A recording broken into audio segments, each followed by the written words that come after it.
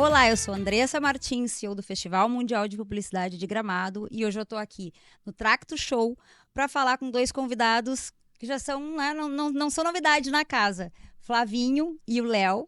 Flavinho, que honra te receber de novo aqui no nosso palco, e agora principalmente no podcast. A gente está fazendo essa primeira edição, a gente está fazendo esse experimento social, que nem eu falo, e poxa, que honra estar aqui contigo. Que bom, eu tô quase pedindo música no Fantástico no festival já, é a minha segunda ou terceira vez agora. Prazer estar aqui com você. Primeiro quero te parabenizar por estar trazendo o festival aqui para o Nordeste, engrandecendo um pouco mais a Tracto Show, enfim, tantas vozes poderosas e alimentando conteúdos e tudo mais. Então, parabéns por essa iniciativa, de verdade, é um prazer estar aqui. E é legal que tu estava na edição de Sim, retomada, né? é verdade. Foi quando aquilo, Andressa? Foi 22. 2022. Cara, eu fiquei 22. muito feliz em estar naquela edição de 22 do festival, por ver o brilho nos olhos das pessoas que tinham tanto desejo em fazer com que o festival tivesse de volta. E esse mesmo brilho eu sinto hoje, aqui em 2024. Os seus brilhos nos olhos, da sua equipe, das pessoas que estão participando, enfim. Quanto mais pessoas falando sobre conteúdo, sobre o mercado, sobre marketing, sobre empreendedorismo, mais eu vou estar junto, pode ter certeza. Ó, legal, já tá, sabe, né? Já tá dentro da casa, né? Estamos juntos. E falando, né, em 22, o Léo, né? O Léo que tá com a gente em 22 todos os anos, veterano já. Sou veterano também. Obrigado pela confiança.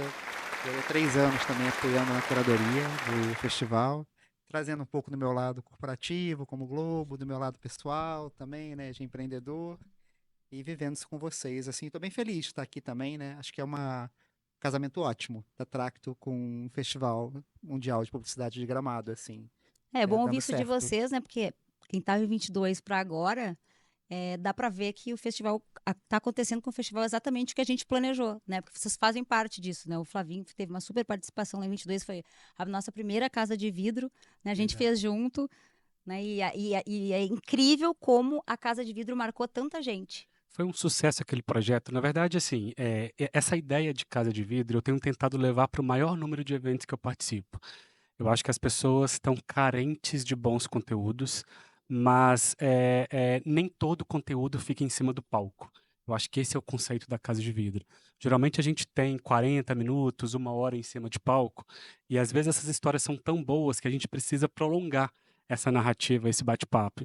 E a intenção daquela casa de vidro era isso, ser a extensão do palco.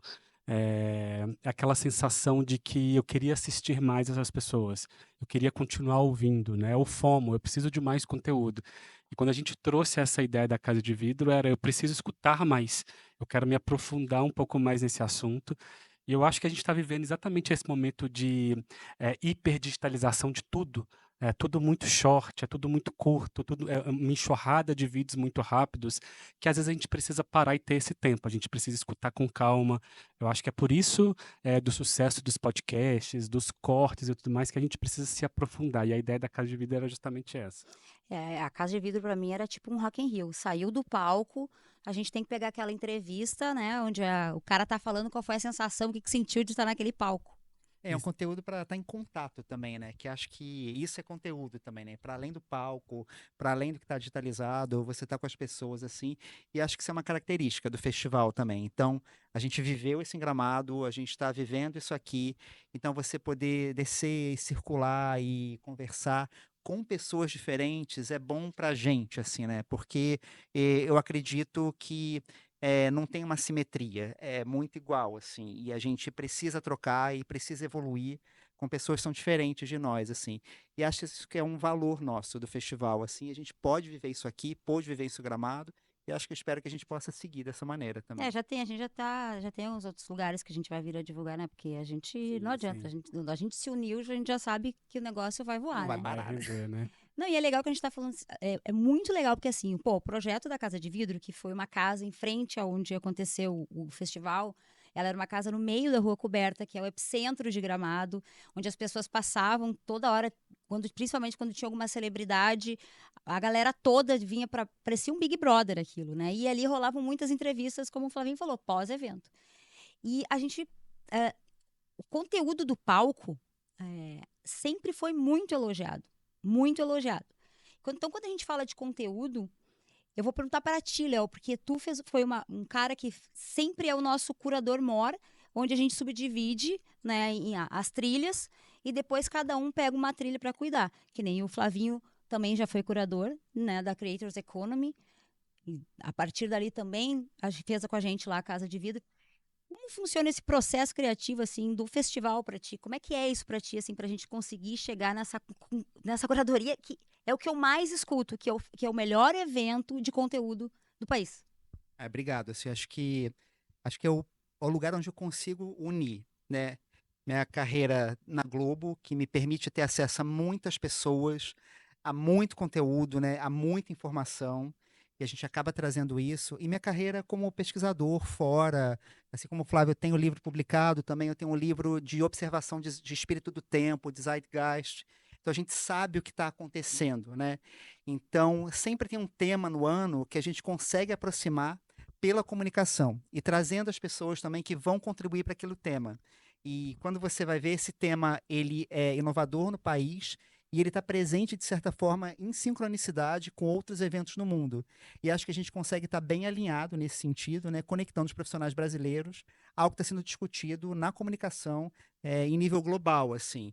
Então, é dessa maneira que eu vou observando e vou trazendo para a gente poder compartilhar, espalhar e escalar esses temas. Muito bom. Eu acho que tem uma coisa que nos une, escutando o Léo falar um pouco mais sobre esse olhar atento ao que está acontecendo, que é a curiosidade. A gente precisa ser muito curioso para conseguir trazer essa boa curadoria, né? Assim, para sair do óbvio, para não só trazer os nomes viciados na mesma linha de raciocínio. E eu acho que esse é um dos ativos do festival, assim, a gente parar para ouvir vozes que a gente não está tão acostumado a ouvir. A gente estava falando disso agora há pouco, assim. O eixo Rio-São Paulo tem muitos eventos, muitos festivais, Nordeste agora crescendo muito, mas eu fico com isso com uma pulga atrás da orelha de até onde a gente está ouvindo sempre as mesmas vozes. E o festival acaba dando oportunidade dentro das esferas e das avenidas de conteúdo que vocês trazem como curadores, da gente escutar outras opiniões, né? Porque o óbvio também precisa ser dito, mas ouvir o não óbvio é muito interessante, assim. E foi um dos exercícios que eu tive durante 2 anos, quando eu estava fazendo a curadoria do meu livro, Economia da Influência. Começar a conversar com pessoas não óbvias e ouvir essas pessoas dentro do festival é muito interessante Que é também. onde a transformação acontece, né? É o que sai da bolha, é o que sai do viés, é o que sai do vício, dos algoritmos, né? Dos pensamentos que estão nos chatbots, aí, na inteligência artificial. Você precisa expandir até para esses próprios mecanismos que vão te levar para a redundância, eles também evoluírem, né? Então, o papel de troca, de comunicação, é sair disso, né? E, de novo, assim, é muito horizontal e é sempre uma troca, né? Apesar de, às vezes, a gente estar no palco, estar aqui, é sempre interativo e isso que a comunicação digital ela mudou, né? A gente passou a precisar ouvir cada vez mais e isso foi muito bom para a gente e para o mercado. Sabe que devia fazer um documentário dos bastidores desse festival, porque as trocas que tem nos corredores também são tão ricas, né? As conversas, o networking, enfim, os insights que geram para além de palco rendem bons conteúdos. A gente já teve, na verdade, foram muitas ideias em relação ao doc, né? A gente começou pegando depoimento do meu tio, né, para que a ideia era fazer lá o histórico com a voz dele contando, só que ficou muito longo, porque ele começou a falar e se empolgou demais. Então, assim, a história começou a tomar um outro rumo. Então, a gente falou, não, vamos dar uma segurada, mas a gente já tinha percepção dele, a história dele contada por ele. E aí, depois veio uma outra ideia, de fazer bastidor. E muito em função, assim, porque a gente olha muito para Rock in Rio, né? O nosso benchmark, apesar de ser um evento de entretenimento, é o Rock in Rio. E olhando para aquele Rock in Rio Academy, que eu acabei fazendo online, porque na época eu estava grávida da Helena, eu entendi que o que mais me interessava no Rock in Rio era o Academy. Sim, sim. Eu participei do Rock in Rio Academy umas 3 edições para trás. É fascinante você ver os bastidores do Rock in Rio. Eu encontrei com o Luiz hoje correndo na orla da praia, a gente conversou rapidinho, e eu acho que essa sacada que eles tiveram de mostrar o por trás do entretenimento o que faz aquela máquina, aquele sonho acontecer, que eu acho que é o que desperta curiosidade em relação a tudo, né? Quem nunca pesquisou como funcionam os bastidores da Disney, os bastidores dos grandes eventos, enfim, trazer isso para o festival é genial também. Aí foi essa a ideia, né? É essa a ideia, né? Que a gente consiga fazer essa construção. Inclusive, já falamos também com a HSM em corredores, assim, mas nunca estendemos a conversa porque eu acho que tem super a ver, né? Porque a gente tem muita vontade de poder mostrar para os outros como é essa construção mesmo. Acabei de perguntar pro Léo sobre o processo criativo dele. E eu acho que essa curiosidade, é como tu falou, todo mundo, principalmente pessoas do nosso meio, querem saber como funciona. Muito bom. Porque o festival é uma plataforma de formação, de educação, né, de conhecimento. Acho que tá isso como vocação mesmo, assim. E a gente se associar também a esses parceiros acabam também expandindo também, né? Como própria missão mesmo, assim. Então acho que tem realmente tudo a ver. Muito bom, Léo. Esses dias me perguntaram uma coisa que eu quero transferir essa pergunta para você, porque quando eu encontro com gente inteligente, eu fico querendo saber de quais fontes essa pessoa bebe, assim. O que que você consome de newsletter, de livros, de televisão, de documentários? Onde que você, nos seus momentos de preciso me alimentar, você lê, enfim, de onde que você busca informação? Eu consumo BBB e série. Mentira, eu tô brincando. Eu consumo muito isso Maravilhoso. mesmo, assim, até vários, eu dou aula também em pós-graduação e todo aluno meu me conhece, assim, que eu sempre pergunto, gente, o que que você gosta, não sei o quê, fala um pouquinho, né, o que que você espera do curso, série favorita e quem vai ganhar o BBB, assim, para ver quanto essa pessoa tá conectada, assim. Mas eu sou também, eu faço um doutorado também, eu sou pesquisador da CAPES também, faço na SPM também em São Paulo, fui também me especializando também nessa coisa de conhecer o espírito do tempo através do audiovisual. O audiovisual ele é um espelho da cultura e do que está acontecendo e das transformações da sociedade. Então eu fui trazendo até a metodologia que eu fui estudando também no mestrado, que eu uso também no doutorado, que é uma metodologia de um autor conhecido, até chamado Raymond Williams, que ele é muito legal. A Boxe 1824 usa muito também conceitos parecidos, assim. Então, o que que eu quero dizer? A academia é uma bela fonte também, né? A gente precisa, como comunicador, deixar isso lúdico, deixar isso legal, compartilhável, interessante, assim. Eu fico muito feliz. Eu estava no corredor aqui, estava o pessoal da Tracto, ai, que legal, foi muito legal essa oficina ontem. Eu falei, gente, vocês estão falando para ficar feliz ou foi legal? Mas não, foi muito legal mesmo. Ah, então tá bom, assim, né? Eu sempre acredito, falo assim de verdade, mas eu gosto sempre uma confirmada, assim, mas é onde eu trago, assim, de certa maneira, assim, tem muito conteúdo ali e tem muito conteúdo que a gente aproveita pouco, então a academia é uma grande fonte para mim e o audiovisual popular mesmo, do streaming e da TV, é outra grande fonte para mim. Maravilhoso. Falando em conteúdo, uma das coisas que foi falado aqui, não sei se foi aqui ou foi no palco, que a gente tem a gente tem poucas referências bibliográficas, e a tua é uma delas, né? A tua é uma delas sobre Creators Economy. Você sabe, Andressa, a gente estava falando um pouco sobre essa questão de licenciatura, de graduações e tudo mais. Eu fico surpreso, pelo menos uma vez por semana eu recebo print de pessoas que citam o meu livro em provas de faculdades, universidades e documentários de pessoas que relatam que o meu livro mudou a decisão de rumo de carreira, resolveu ser publicitário por causa do livro Economia da Influência. De fato, o conteúdo mudou a minha vida, como empreendedor, como empresário e também como escritor. E é tão potente você ser escritor. Hoje as pessoas me apresentam primeiro como escritor e depois como empresário e depois como publicitário. Eu acho que eu lancei o livro num time muito certo, assim, no momento que no Brasil de fato não tinham nenhuma bibliografia que falava sobre a economia da influência, sobre a creator economy, de forma tropicalizada, né? Assim, tem muitos artigos fora do Brasil que ditam qual que é a tendência, que mostram o futuro de como a creator economy vai se aplicar dentro da publicidade, mas faltava isso contextualizado com o cenário brasileiro. E eu quis fazer um livro que fosse um livro entendível por todas as pessoas, não só necessariamente quem cursa, quem é entusiasta desse mercado, quem trabalha com comunicação. Então, assim, quem acompanha o mercado publicitário até do outro lado do sofá consegue ler o livro e entender o porquê é importante investir em conteúdo e por que o conteúdo é o futuro da comunicação.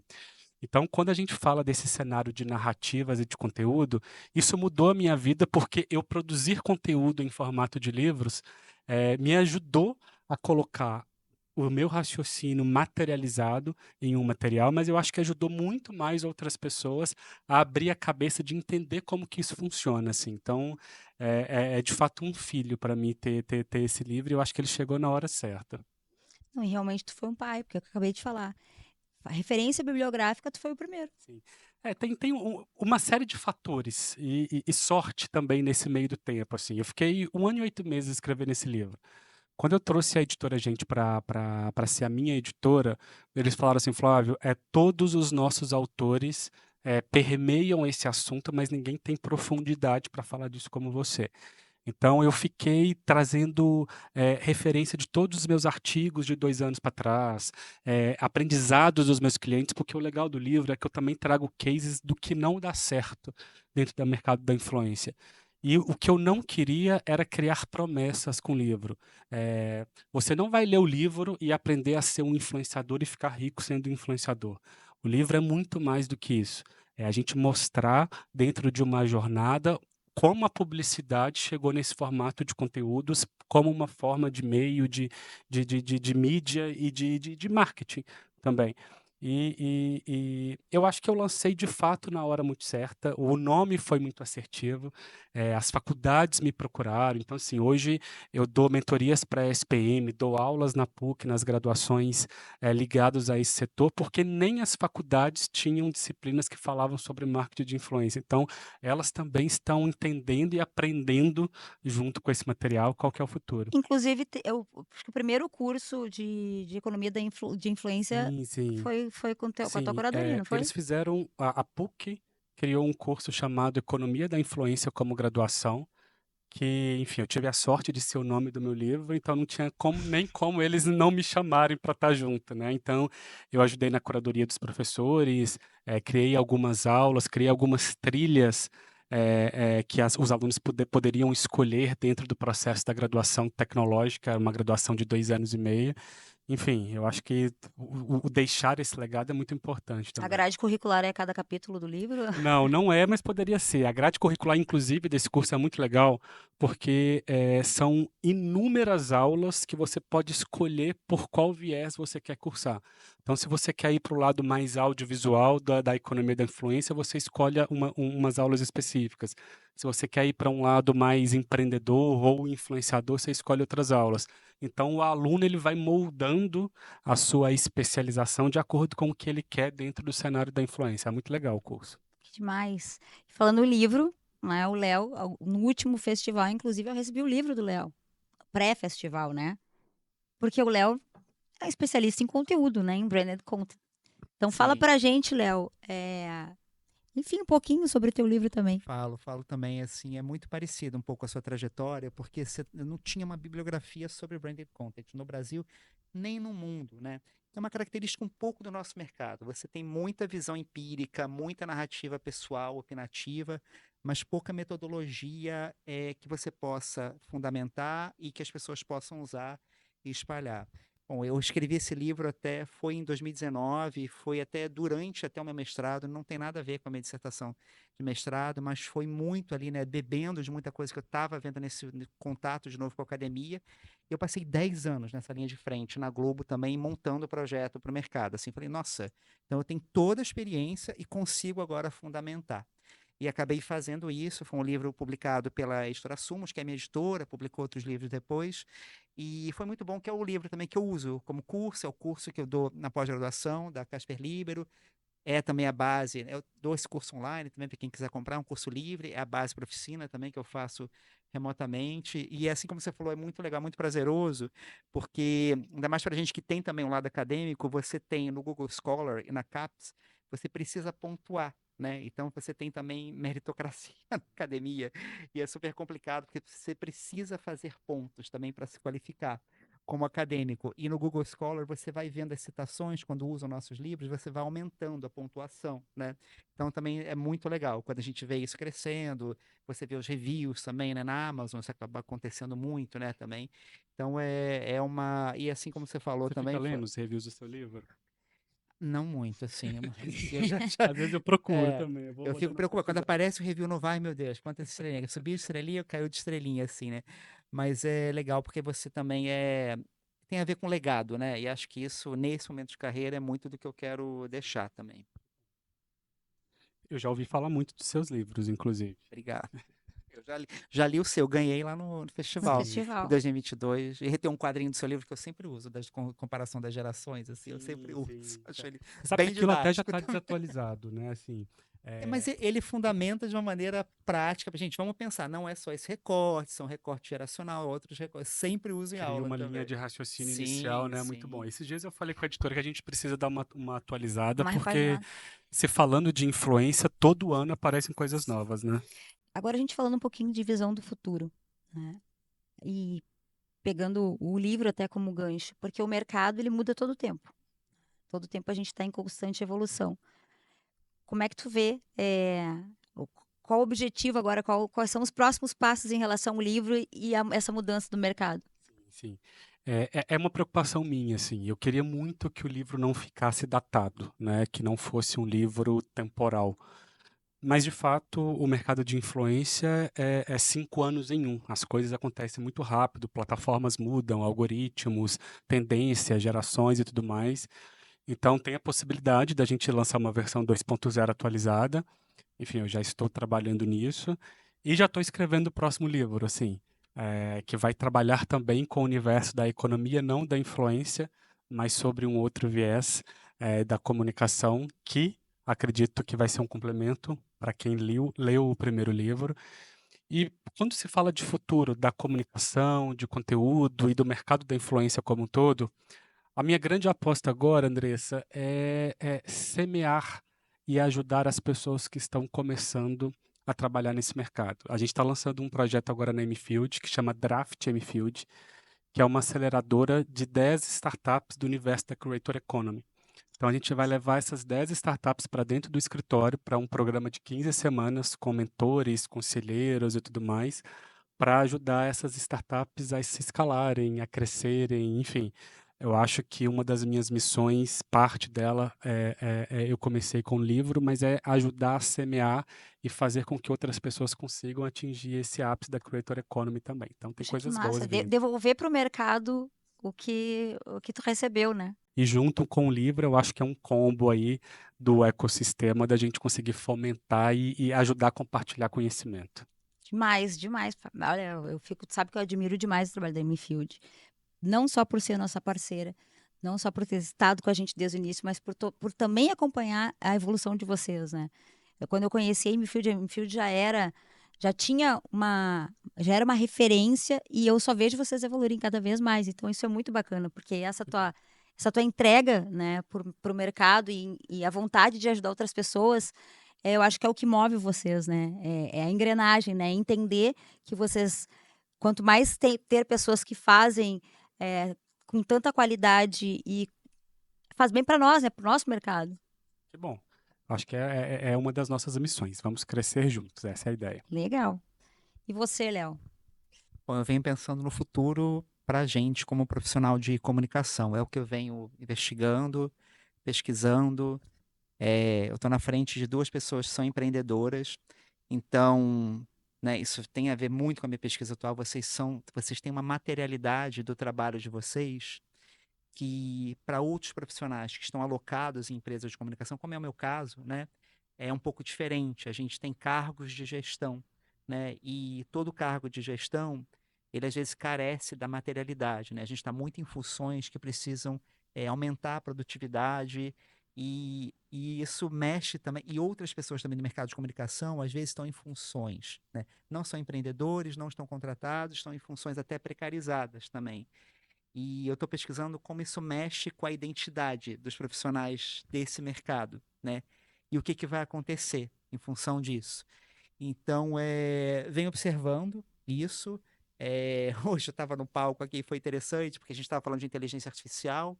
É uma coisa que traz medo, e estava até um colega meu que estava no palco comigo, um criativo da UMAP, que acabou de ser premiado em Cannes. Acho que daqui a 2 anos eu não tenho profissão. E ele terminou de uma forma incrível, que depois você tem que ver. Ele fez um jingle para Track to Show e todo mundo Ao terminou assim. Eu vivo. falei, como é que você tá falando? Que você não tem? o professor depois se encerrar dessa maneira aqui, né? Então, como as pessoas, né, desse mercado, por talvez essa falta dessa concretude na materialidade, né, do trabalho, ficam às vezes em dúvida, né, e se põem em xeque, porque é um mercado que se transforma muito, né? E tem uma coisa também muito cruel no nosso mercado, que valoriza muito às vezes o novo também, né? Então também nos deixa em dúvida. Então, o futuro é entender essa transformação. Ainda não sei o que eu vou fazer com isso, tá? Vou trocando com vocês aqui, vou compartilhando, mas eu tô, por enquanto, como observador, assim, e tentando mapear para poder dar um pouco de clareza. Porque, de novo, sabe essa coisa do espírito do tempo? Tô sentindo isso. Com todo mundo que eu faço, então fale-me mais sobre isso. Assim. Sim, Todo sim. mundo se identifica com alguma camada aí nesse E todo mundo mercado. pergunta de futuro, né? Assim, Sempre. quando me perguntam qual o futuro do marketing de influência e as tendências para os próximos 10 anos, eu nem me aventuro a responder, porque eu acho que é soberba nossa falar do futuro de uma economia que muda Concordo. com tanta É frequência. que o né? futuro uma frase clichê, mas é muito real. O futuro é agora, E né? a gente que faz, né? Porque felizmente ou infelizmente é um tempo muito curto para as coisas acontecerem. E a gente sentiu isso muito com o mercado. O próprio festival, ele acontecia de 2 em 2 anos e foi uma decisão que a gente tomou de fazer ele anual, porque a gente sentiu isso, que de um ano para outro muita coisa ia mudar. E agora, né, até mesmo com essa nova pegada aí da gente fracionar o evento, porque a gente está entendendo que um ano também já é muito. Então a gente entendeu que o tempo ainda está cada vez mais curto. Sim.